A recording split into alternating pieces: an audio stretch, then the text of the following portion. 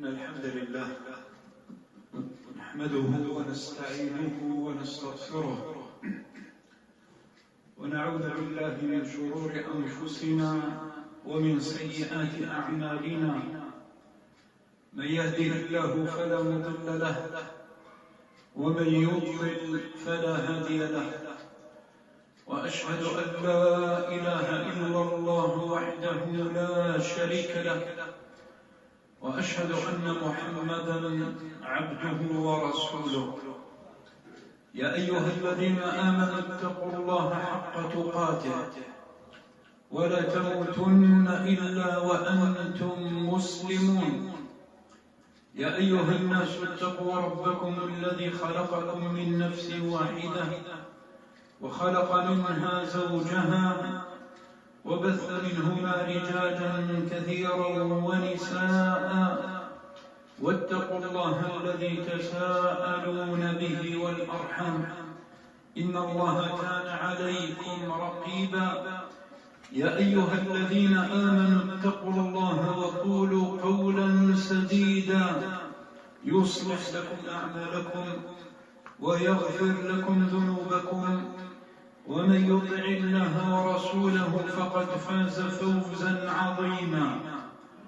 أما بعد، فإن أصدق الحديث كتاب الله، وخير الهدي هدي محمد صلى الله عليه وآله وسلم، وشر الأمور محدثاتها، وكل محدثة بدعة، وكل بدعة ضلالة، وكل ضلالة في النار. عباد الله، هذه الخطبة ستكون بعنوان المطر حكم وأحكام، وسأتكلم في هذه الخطبة، أو سيكون كلامي في هذه الخطبة من شقين اثنين. الشق الأول أتكلم فيه عن نعمة المطر، وأما الثاني فأخصه للكلام عن بعض الأحكام الشرعية التي لها تعلق بموسم الأمطار. فتعلمون عباد الله بأن نزول المطر من أعظم آيات الله ومن أعظم نعم الله جل وعلا على الناس جميعا. ولذلك ذكر الله تبارك وتعالى في كتابه الكريم الناس والعباد بهذه النعمة وبهذه المنة في آيات كثيرة.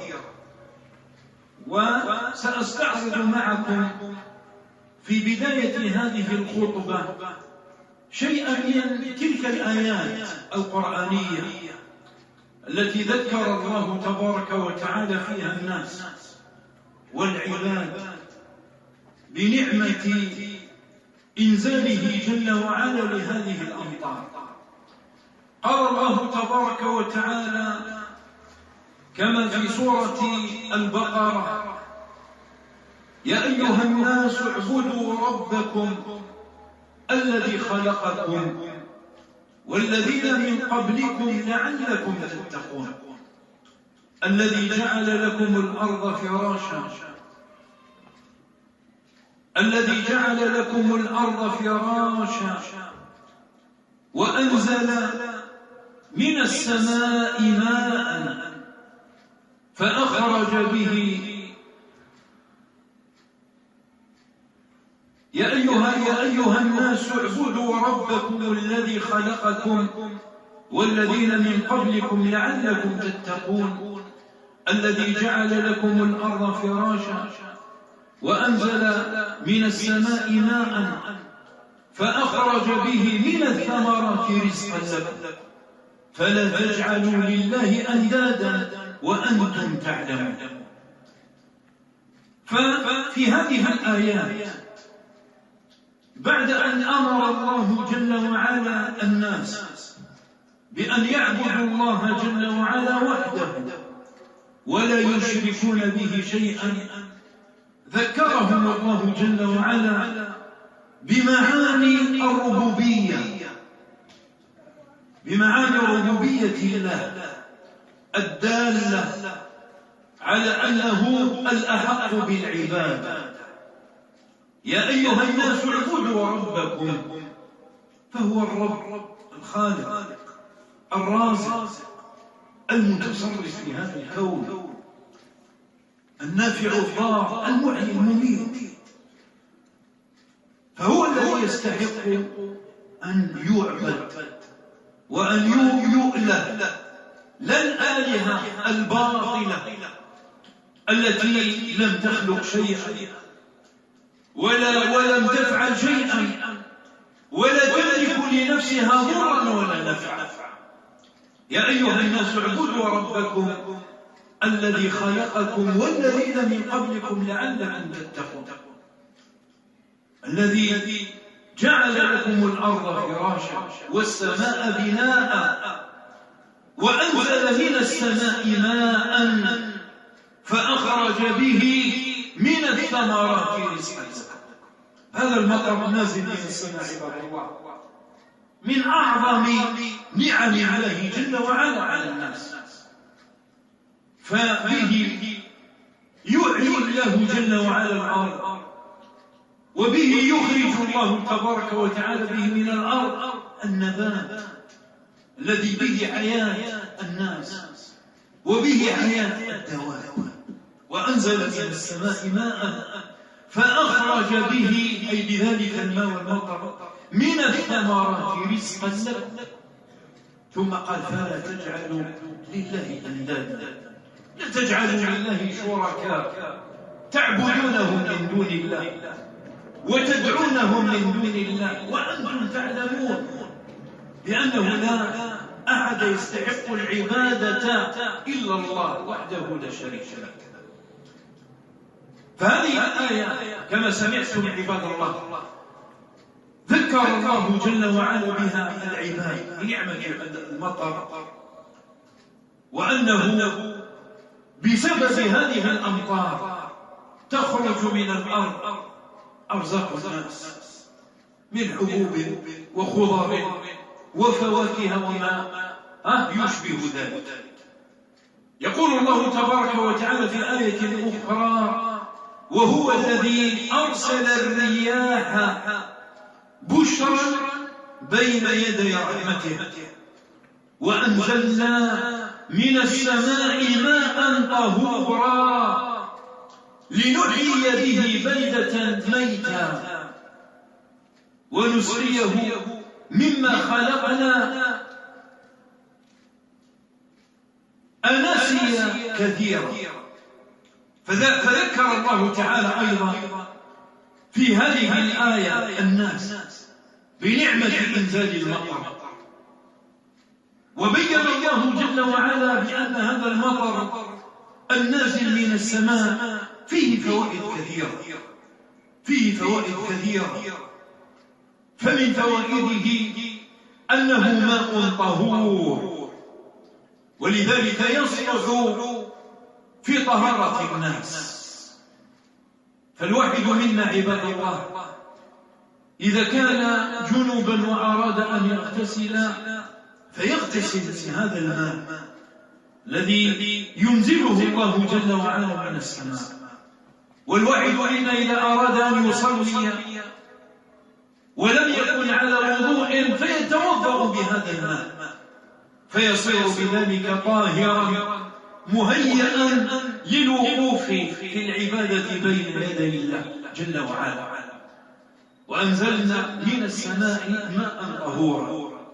قال تعالى أيضا مبينا شيئا من فوائد هذا المطر ولنحيي به بلدة ميتا. فهذا الماء عباد الله يحيي به الأرض الميتة، تكون الأرض ميتة فيحييها الله جل وعلا بهذه الأمطار فتخرج من خيراتها وزروعها وثمارها.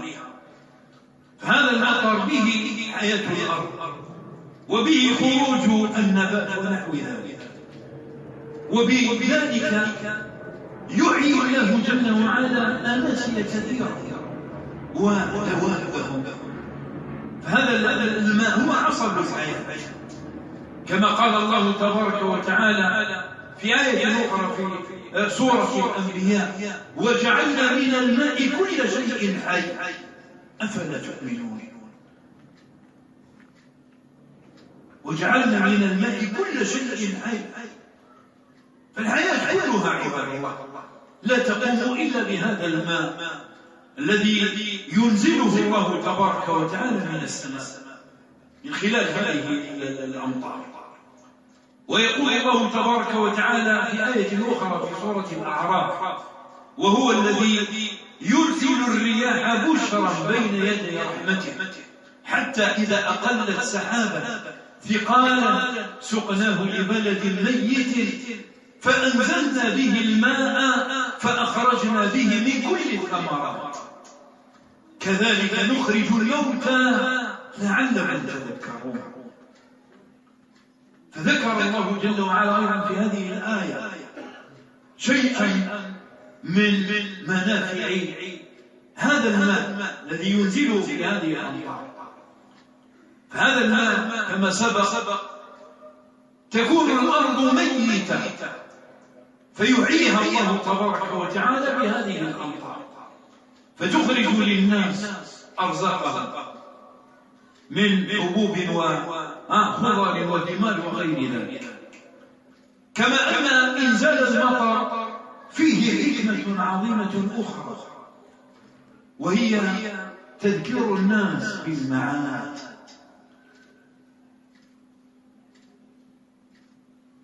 الكثير من الكفار يجحدون إحياء الله تبارك وتعالى للموتى. هذه عقيدة أكثر الكفار، يؤمنون ويعتقدون بأنهم إذا ماتوا فلا حياة بعد موتهم، فينكرون الحياة بعد الموت. فالله جل وعلا يذكرهم بأن هذا الإحياء حق، ويبين الله تبارك وتعالى لهم مثالا يعيشونه في حياتهم اليومية. فهذه الأرض عباد الله، هذه الأرض تكون جامدة صلبة لا حياة فيها، ميت، ومع ذلك ينزل الله تبارك وتعالى عليها المطر فتحيا بإذن الله. هكذا أيضا يحيى الناس إذا ماتوا، هكذا أيضا يحيى الناس إذا ماتوا. فالذي يقدر على أن يحيي هذه الأرض الميتة الصلبة الجامدة أليس بقادر على أن يحيي الموتى؟ بلى والله إنه لقادر على ذلك. ولهذا قال الله تبارك وتعالى في هذه الآية من سورة الأعراف: كذلك نحيي الموتى لعلكم تذكرون. ولهذا قال الله تبارك وتعالى في آية أخرى في سورة فصلت: ومن آياته أنك ترى الأرض خاشعة فإذا أنزلنا عليها الماء خاشعة أي ميتة صلب. ومن آياته أنك ترى الأرض خاشعة فإذا أنزلنا عليها الماء اهتزت وربت. اهتزت أي دبت فيها الحياة، وربت أي خرج نباتها ونمى. قال تعالى بعد ذلك: إن الذي أحياها لمحيي الموتى إنه على كل شيء قدير. إنه على كل شيء قدير. ويقول الله تبارك وتعالى في آية أخرى: وترى الأرض هامدة أي ميتة لا حياة فيها. وترى الأرض هامدة فإذا أنزلنا عليها الماء اهتزت وربت وأنبتت من كل زوج بهيج. وقال تعالى بآية أخرى كما في سورة السجدة: أولم يروا أنا نسوق الماء إلى الأرض الجرز فنخرج به زرعا تأكل منه أنعامهم وأنفسهم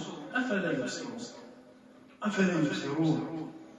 إذا إنزال المطر عباد الله كما أنه نعمة هو من أعظم آيات الله جل وعلا ومعجزاته، كما مر معنا في الآية السابقة. ومن آياته أنك ترى الأرض خاشعة إلى آخر الآيات. ولهذا يقول الله تبارك وتعالى في آيات أخرى وهو يذكر الناس بهذه النعمة والمنة العظيمة والآية والمعجزة. قال الله تبارك وتعالى فلينظر الإنسان مما خلق، أو عفوا قال فلينظر الإنسان إلى طعامه. فلينظر الإنسان إلى طعامه. تأمل يا عبد الله إلى الطعام الذي تأكله. تأمل في الطعام الذي تأكله من أين أتى. فلينظر الإنسان إلى طعامه أنا صببنا الماء صبا. الذي أنزل هذه الأمطار هو الله جل وعلا. أن صببنا الماء صبا ثم شققنا الأرض شقا فأنبتنا فيها حبا وعنبا وقضبا. والعنب معروف، فاكهة معروف. وأما القضب فهو القط، والقط هو نوع من علف الدواء. قال فأنبتنا فيها حبا وعنبا وقضبا وزيتونا ونخلا وحدائق غلبا. والحدائق الغلب هي البساتين ذات الأشجار الكبيرة الكثيفة الملتفة. وحدائق غلبا. ثم قال وفاكهة وأبا. والفاكهة معروفة وهو ما يتفكه به الإنسان من عنب وتين ورمان وغير ذلك. وأما الأب فهو طعام الأنعام والدواب. الأب هو طعام الأنعام والدواب.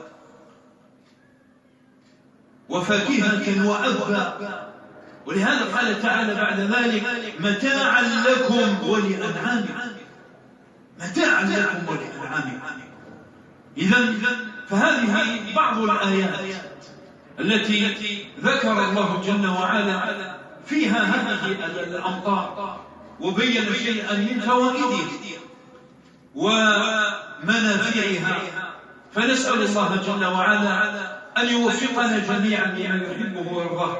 أقول ما تسمعون وأستغفر الله لي ولكم فاستغفروه إنه هو الغفور الرحيم.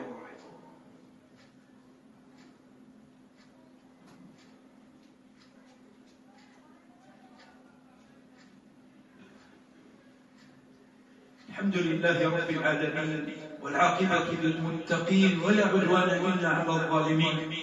وأشهد أن لا إله إلا الله ولي الصالحين.